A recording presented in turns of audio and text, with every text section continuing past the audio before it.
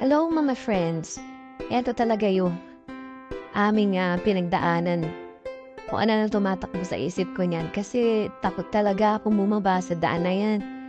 Nung first time na pinuntahan ko to, si kuya talaga yung nagbaba ng motor ko. Kaya sabi ko, pagbalik ko, kakayanin ko to. So ayun, ang dami-dami kong iniisip. Kaya ko ba to? Anong pwede mangyari? Pero, ayun, inunti-unti ko. Kailangan ko kasing gawin to para matanggal yung fear ko. Para nakuha ko yung goal ko. Gusto ko kasi talaga siyang magawa. So, ayan, unti-unti lang, dahan-dahan lang, magbalanse ka.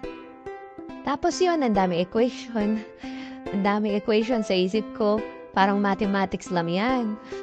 Okay, sige. Pati yung dalawang nanay dun sa baba na nagbibilan ng anak nila, lumayo-layo sila dahil siguro sa takot na baka kung anong mangyari sa amin, madamay pa sila. Pero hindi naman. Nakaya naman namin. Ayan, unti-unti. Pero ang galing ng sister ko First time niya lang na bumaba dito, pero siya pa yung nagsasabi na kaya namin yan. So, tama siya. Ayun, kinaya namin. Hahaha. Ayun, sobrang tuwa namin dahil nagawa namin yung goal na yan na maibaba yung motor namin nung walang tumutulong. Tapos, ayan na ang bungad ng aming pupuntahan. Nakasalubong pa namin si Ate Maribel dyan. Yung pupuntahan talaga namin dyan sa evening wind. Ayan pa lang sa may gate, nakita na namin siya.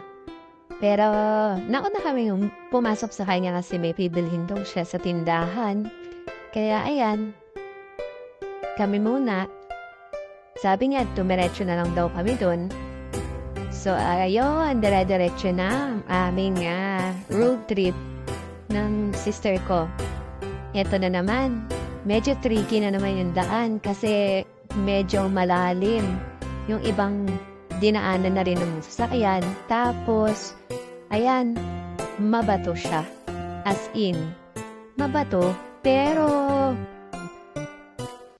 kaya naman. Oh, di ba? Kaya. Kaso, hindi ko alam, medyo natagalan pala si sister dyan. Hindi daw siya makaalis doon sa bato. Hindi ko rin alam yun kasi dumire-diretso na ako doon sa taas. Tapos yun, nakaalis naman din siya. Oh, ayan Diba? Kinaya rin niya. Malakas ang loob niyan kaysa sa akin. Ayan, paakyat na rin siya habang hinihintay ko siya doon sa taas. Kasi medyo nauna nga ako na dinire-diretso ko na ng andar yan O, di ba? Ganun lang, antayin ko lang siya. Tapos eto na ang magandang view na aming pinuntahan, ang evening wind. So, ayan na. Feel the nature na kami. Sobrang ganda kasi niya. Kaya sulit na sulit yung tricky road na dinaanan namin. So, yan. Nasa loob na kami ng evening wind. And hanap na lang ng parking. Tapos yun. Diyan na. Nag-enjoy na kami talaga ng bonggang-bongga. Okay, that's all for our tricky road trip. Bye!